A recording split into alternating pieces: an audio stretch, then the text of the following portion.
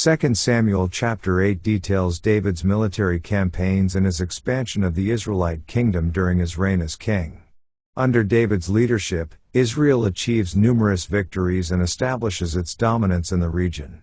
The chapter highlights David's successful military campaigns against various neighboring nations. David first defeats the Philistines, Israel's longtime adversaries, and reduces their power. He then subdues the Moabites, who become subject to Israel. David continues his military conquests by defeating Hadadezer, the king of Zobah, and capturing valuable spoils of war. He also receives tribute from the kings of Hamath, who acknowledge his authority. The chapter emphasizes David's strategic prowess and the fulfillment of God's promise to give him victory over his enemies. David's kingdom expands significantly during this period, solidifying Israel's position as a dominant regional power. The wealth and resources accumulated from these conquests further strengthen David's rule. In summary, 2 Samuel chapter 8 recounts David's military successes and the expansion of Israel's territory and influence under his leadership. David's military campaigns against various nations result in victories, tribute, and the consolidation of his rule. The chapter underscores the fulfillment of God's promises to David and the growing prominence of the Israelite kingdom in the region.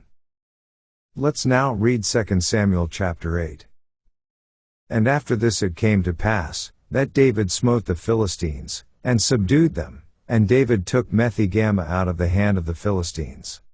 And he smote Moab, and measured them with a line, casting them down to the ground, even with 2 lines measured he to put to death, and with 1 full line to keep alive. And so the Moabites became David's servants, and brought gifts. David smote also Hadadezer, the son of Rehob, king of Zobah, as he went to recover his border at the river Euphrates. And David took from him 1,000 chariots, and 700 horsemen, and 20,000 footmen, and David huffed all the chariot horses, but reserved of them for 100 chariots. And when the Syrians of Damascus came to succor Hadadezer king of Zobah, David slew of the Syrians 22,000 men. Then David put garrisons in Syria of Damascus, and the Syrians became servants to David, and brought gifts. And the Lord preserved David whithersoever he went.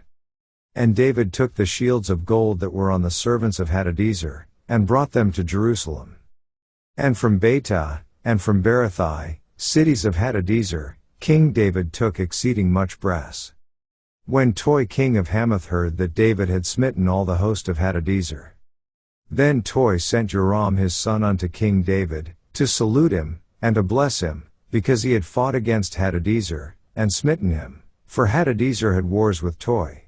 And Joram brought with him vessels of silver, and vessels of gold, and vessels of brass, which also King David did dedicate unto the Lord, with the silver and gold that he had dedicated of all nations which he subdued, of Syria, and of Moab, and of the children of Ammon, and of the Philistines, and of Amalek, and of the spoil of Hadadezer, son of Rehob, king of Zobah.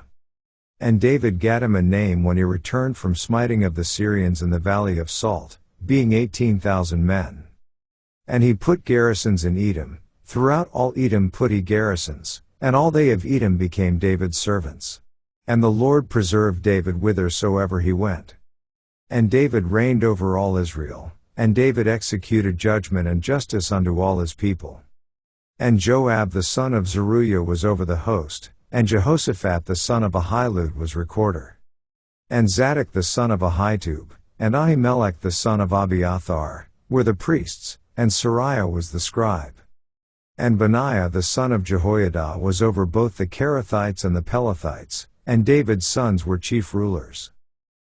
This ends our reading of 2 Samuel chapter 8.